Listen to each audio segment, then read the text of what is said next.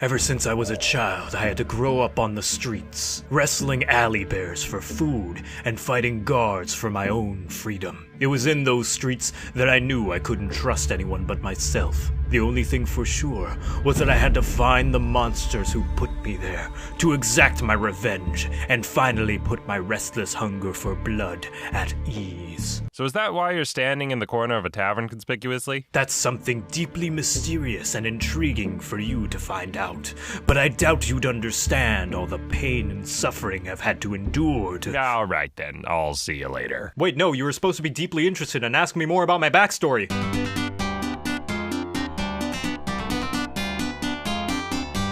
You know what? I'm tired of being another cog in the machine of an adventuring party. I'm going off on my own, following my own creed and doing what needs to be done. That's right, I'm going rogue.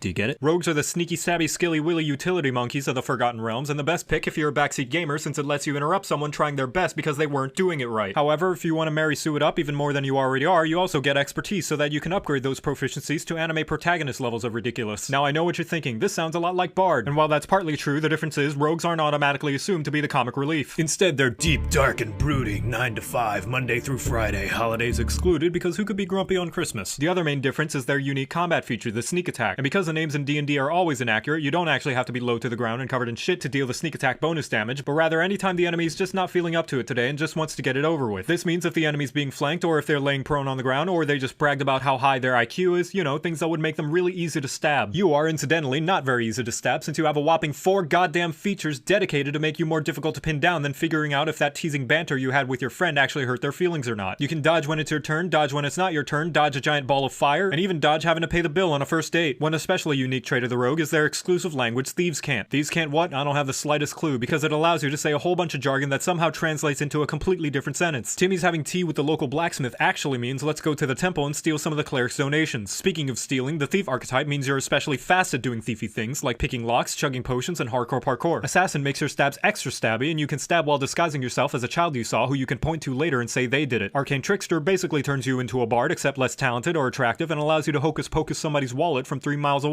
Mastermind is straight up Sherlock Holmes, complete with the assholery and catchy theme music. Swashbuckler won't stop bugging people to 1v1 them, and Scout, which is yet another better alternative to Ranger. Your job is to make sure everybody knows how much better you are at doing everything, because when the going gets tough, you know the party's going to turn to you one day and ask you to please pick the lock on the door to the king's castle because the bard accidentally kicked the guard in the genitals trying to seduce them. And you'll gladly show them all the skills you've learned from growing up in such a harsh and unforgiving environment that was once your home, forcing you to learn questionable means and morally ambivalent beliefs in order to survive. Just try not to cut yourself on that edge while you're at it. And now you know how to play rogue, you're welcome.